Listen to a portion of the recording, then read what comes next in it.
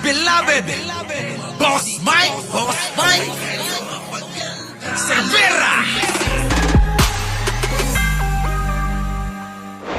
Na ito ay may kasabay itong pala. Pakinggan yung maigi tong paliwanag na to, mga kababayan.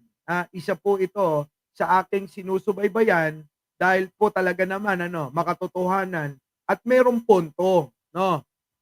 Maaaring may mga opinion na hindi natin sinasang-ayunan, pero mga kababayan, mas marami yung tama sa sinasabi niya.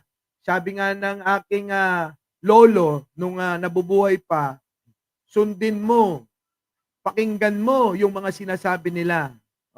Pero wag na wag mong gagawin ang mga ginagawa nila. Kaya yun ang aking ginagawa, mga kababayan. Eto na. Itong narrative na ito ay may kasabay itong parallel na pangyayari. Yan. Ibig sabihin, lahat sila ngayon ay on the defensive. Nasa yan na isang nga. corner. Dahil una, hindi nila inasahan ganyang kabilis na kukunin si Digong at dadalhin sa The Hague. Totoo yan, mga kababayan. Kasi nagulat na lang ako sa pingpalakan natin. Sabi sa akin, Boss Mike, nagulat kaming lahat, nataranta kami. Bakit? Si Digong huhulihin na. Huli na, nasa Villamor Airbase na. Anong gagawin nyo? Pupunta kami ron. Kami doon, magpipikit kami. Magrarally kami ron. Para saan yung rally? Ano maitutulong? Baka tangayin, baka kunin. Makakatulong ba kayo doon? Sa tingin nyo, mga kababayan, nakakatulong pa ba yung ginagawang pagrarally ngayon? Hindi na. Sabi ko, magpapagod lang kayo dyan. Hindi. Kailangan mabidyo ko para naman may content ako. Walang iya, mga kababayan. Kaya sabi ko sa inyo, mga kababayan, si Digong, alam nyo, gamit na gamit yan. Diba? Video, yan. Eto na si Digong. Nandoon na po sa loob. At huhulihin na ho ni Torre. At dadalhin na daw po sa daig. Magwa 8 oras na po kami rito na nag-aantay para lumabas si Digong. Hindi pa ho lumalabas.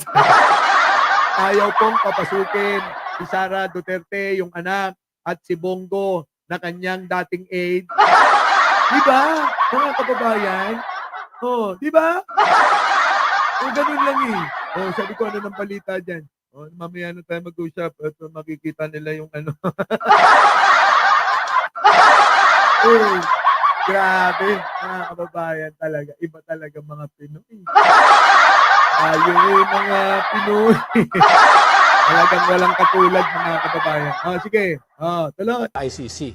Ikalawa, nagpapatuloy yung mga kaso laban kay Vice President Sara, yung successor. May impeachment na nakaamba at may mga criminal cases na na-file na at marami pang ipa-file. Naku, kita nyo, nakapile na, marami pang ipapile. Kawawa naman yung mga Duterte. Kaya yung mga DDS, sabihin nyo na lang, imbis na happy birthday, RIP.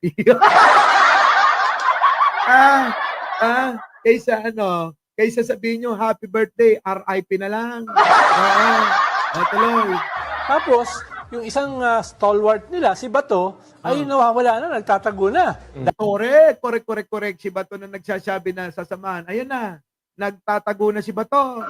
Sabi ni Wisely 12 Mateo, Oy, magbayo-bayo kayo ng like. Mag-like daw kayo. Tuloy.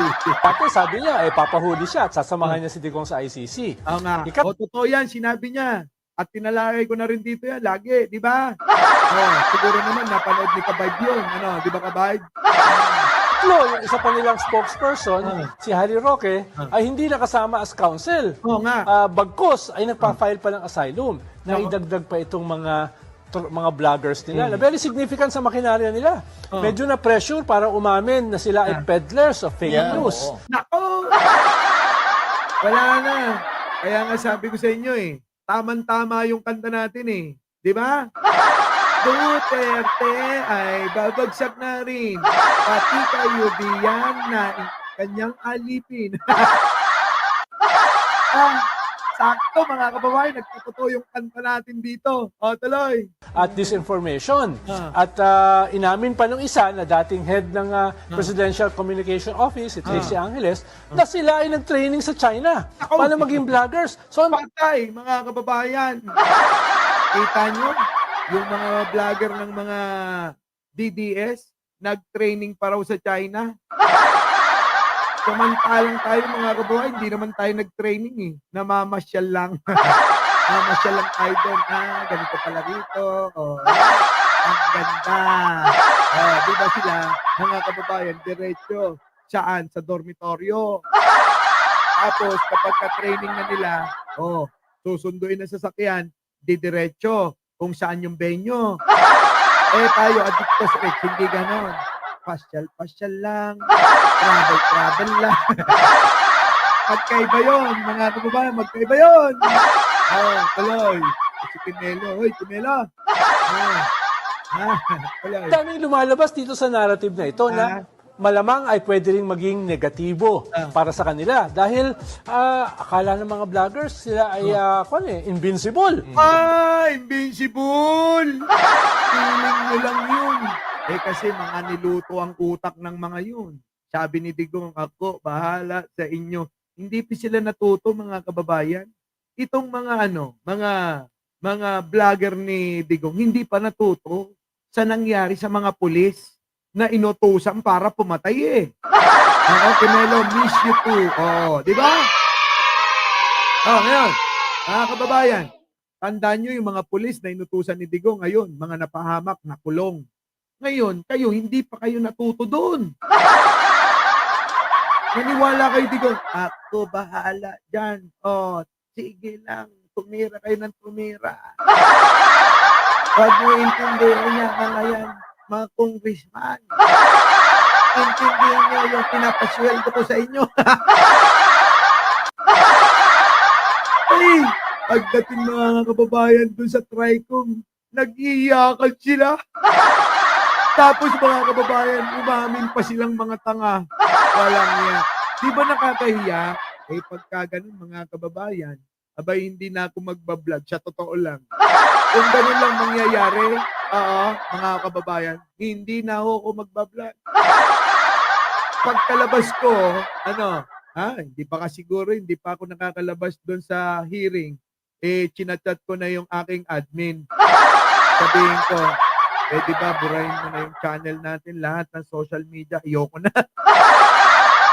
Ano pa yung mukha kong ipapakita sa mga tao, samantalang umamin na ako'y isang tanga. Di ba mga kababayan? Nakakahiya yun. Umamin ka ng tanga tapos magbablog ka pa. Nakakahiya. Tuloy. Ngayon, nag-iiyakan. Yung iba lumabas pa ng bansa dahil may kaso ng cyber libel. Halimbawa, yung kay Shelo Magno labang kay Sasot. Naku, Sas. Kinasuhan ka pala ni Shelo? Totoo ba yan? Yan na nga ba sinasabi ko Yan na. Ano maitutulong ngayon ni Digong? Sige nga, may maitutulong ba? Magagaya kayo sa mga pulis na inutusan niya. Kapag bakit akala nyo kasi simpleng. Eto mga kababayan, pakinggan nyo po ako. Hindi po, biro ang makasuhan ng cyber libel. Hindi ho biro. Mga kababayan, baka akala nyo biro-biro lang yan. Kapag kayo, mga kababayan, nahatulan, dyan nyo na malalaman na maraming taon ang masasayang sa buhay nyo. Sige, wag ng taon. Maraming panahon ang masasayang sa buhay ninyo. Kaya lagi kong sinasabi, mag-iingat kayo. Hindi porke hawak nyo mikropono, nakaharap kayo sa camera nyo, may camera yung cellphone ninyo, kahit pa malabo, kahit na pangit yung audio nyo. Abay, mag-ingat kayo sa mga sinasabi nyo. Maniwala kayo sa akin. Kapag ka may sumeryoso sa inyo, sa mga ginagawa ninyo, malaking problema yan. Maniwala kayo. At kapag tinanggap na yan ng piskalya at nasa korte na, tabahan na kayo. Ang cyber libel ngayon, mga kababayan, napakadali na lang yan. Hindi na ho aabot ng 1 taon. Kita nyo? Kung malas-malasing kayo, baka sa kulungan na kayo, magpasko. Diba? Malamang yan, sa kulungan kayo magpasko. Diba? Tuloy. Isang pa rin na cyber libel doon sa kanilang isa sa mga main messenger. Teka muna, Ha? Baka akala nyo pag nasa korte na dahil napagpasya na nakakita ng probable cause, itong si piskal, aba, ibig sabihin nun, hindi na malayo na yun na rin ang alin, ang magiging pasya ng alin, ng hurado, ng judge. Opo hindi nagkakalayo lagi yan. Yung desisyon, yung nakita ng piskalya, ng piskal, kay judge. Tandaan nyo yan. Uloy. Yes, si Bobby Tiglao. So, naramdaman nila ngayon, hindi sila invincible. No. Together with other leaders of the Duterte brand. Kaya yes, meron silang narrative, pero yung negatibo naman ay saan sila pupulutin at this point? Patay! Oo, yan na. Sinasabi ko sa inyo. Diba? Oo, yan. 81% possible. Huwag mo nang sabihin. Parang nananakot ka pa Sabihin mo na lang mga 80 naman, 80%. 80% na lang. Oo, ganun na lang. Paano mga kababayan? Nasaan na kayo ngayon? Saan kayo pupulutin? Paano yan Balita ko, marami kayong dinimanda. Marami kayong mga binabantayan ng mga ng NBI ng kinauukulan. Diba? Ng kinauukulan. Patay na mga kababayan. Yan, mga kababayan. At ngayon, araw na ito, mga kababayan. Sige. Na mismo yung mga vloggers nila ay under attack. Patay. Wala na. Pati daw yung mga vlogger is under attack. Ibig sabihin, inaatake na. Lahat kayo. Bakit kanyo? Akala nyo kasi anli ang gobyerno. Akala nyo si Pangulong Bongbong hanggang walang hanggan yung kanyang pasensya. Hindi tao lang ho yan. Tao lang ho yan. Ano? Ngayon, mga kababayan, puntahan naman natin yung mangyayari ngayon. Gagawa daw sila ng malawakang kilos protesta para ipagsigawan na pabalikin si Digong, para sumigaw ng Marcos resign, para sumigaw ng ipalit si Sara. Putik na bayan na to. Hindi ko ba alam kung saan napapunta, mga kababayan. Hindi ko na alam kung saan papunta to. Grabe itong mga ilang nating mga kababayan na kukunti lang sila.